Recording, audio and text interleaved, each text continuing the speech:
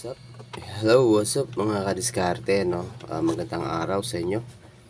Nagbabalik, discarding Kuya Koy. Guys, meron ako dito ang TP-Link AAP110 na pull out natin galing sa ating mga piso wifi. Ito ay issue nito mga kadiskarte, yung mga nakaranas sa mga nagre-reset ng mga AAP110, no? O madalas nagre-reset. So ito yung isa sa mga sakit ni AAP110. So pag-usapan natin mga kadiskarte, so bakit nga ba nagre-reset itong si AAP110? So una diyan mga kadiskarte, kapag nababasa si AAP110, nababasa yung kanyang piyesa or itong kanyang UTP cable dito mga kadiskarte, ayan. Kapag nabasa yan dyan or nahamugan sa tagal ng kanyang pagkaka-expose sa ulan saka sa init, tapos nagkaroon na siya ng mga corrosion dito, so isa yan sa mga dahilan ng kanyang re-reset. So pangalawa mga diskarte, yung kidlat, no? Once na natamaan siya ng mild na kidlat, nagre-reset din siya. Pangatlo mga diskarte, yung mga guyam na maliliit, no, pumapasok ito mga diskarte sa ating TP-Link AAP110, yung mga guyam na maliliit. So pinapasukan niya mga diskarte itong butas ng ating reset. Ayan, no. Yan, yung butas na yan mga diskarte sa reset. Diyan pumapasok yung mga guyam na maliliit.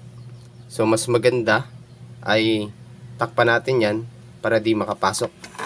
So dito hindi lang isa ang reset nito mga diskarte, may tinatawag pa itong sa AAP110, pero pa ito tinatawag na remote reset. So dito naman yan sa POE adapter nya.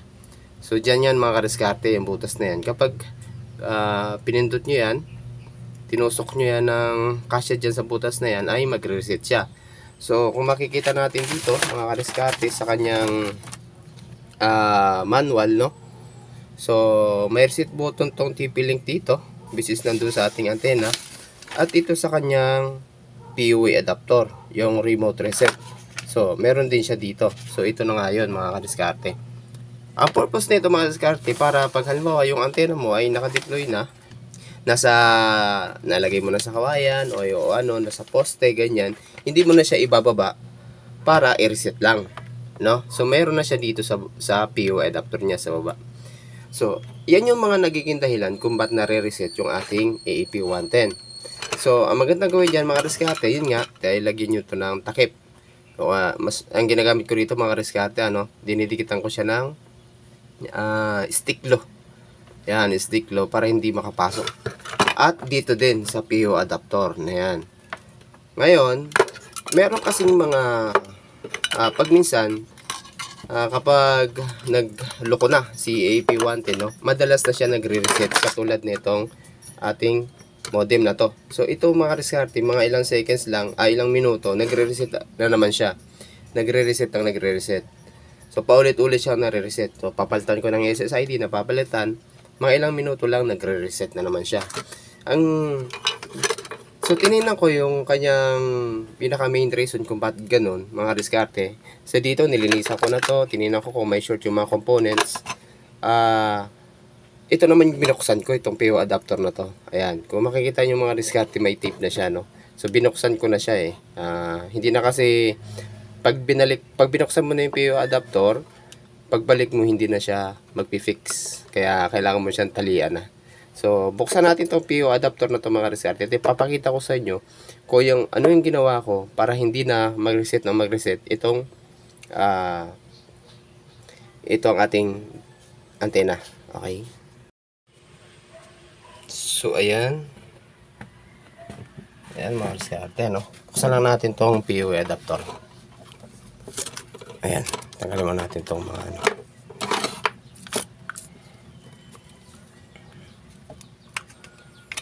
So ayan.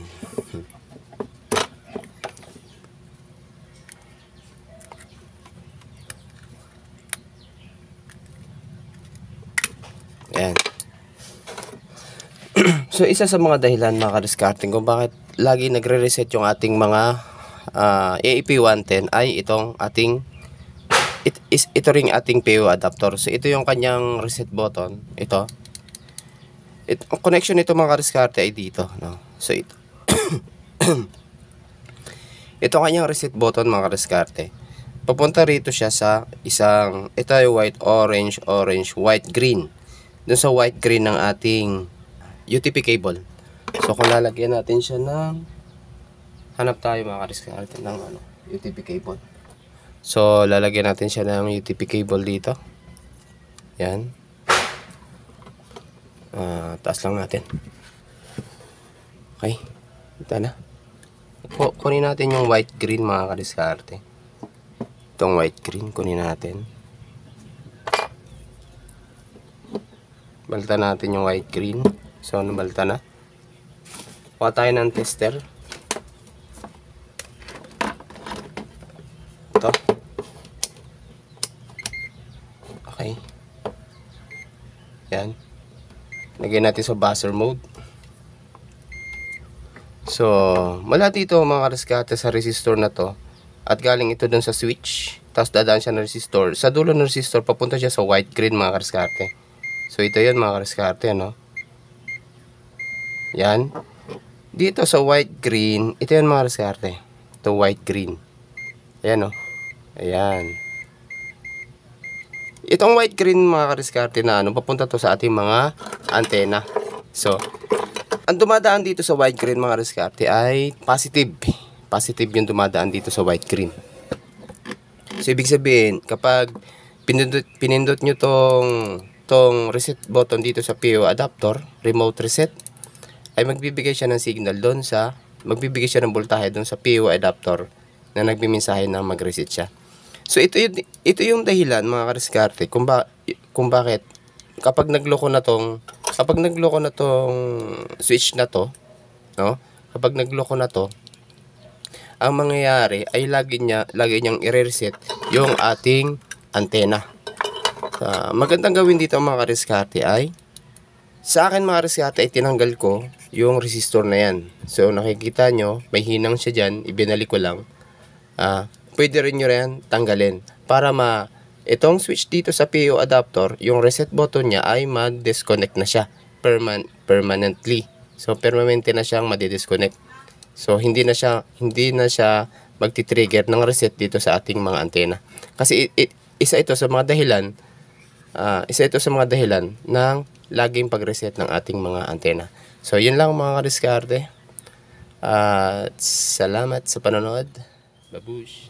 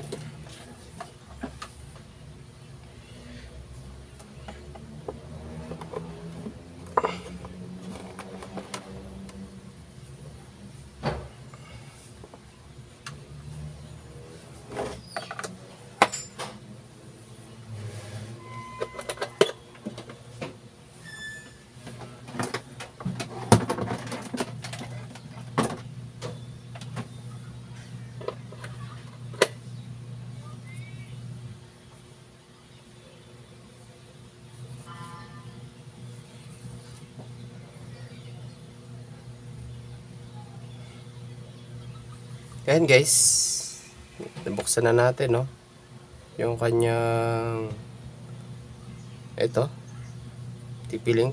Ayan, tinanggal natin yung resistor na nakakonekta ron sa ating switch para hindi na mag reset dito sa ating PO adapter. Mare-reset yung modem natin, dito natin siya mare-reset sa sa kanyang mismong antena.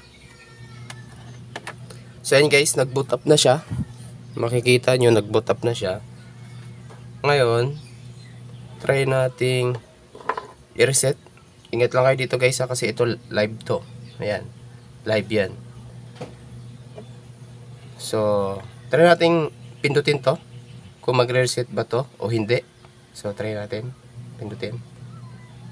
1, 2, 3, 4, 5, 6, 7, 8, 9, 10, 11, 12, 13, 14, 15, 16, 18, 19. So, hindi siya nag-reset na guys, no? Ayan. Hindi na siya nag-reset. Kasi pinaklasan natin yung kanyang resistor. So, ang isipin nyo na lang, nag-reset yung ating modem, maaaring dito na, sa modem na. Hindi na rito sa ating PO adapter. So, alright. Yun lang guys. Maraming salamat sa panonood. Babush!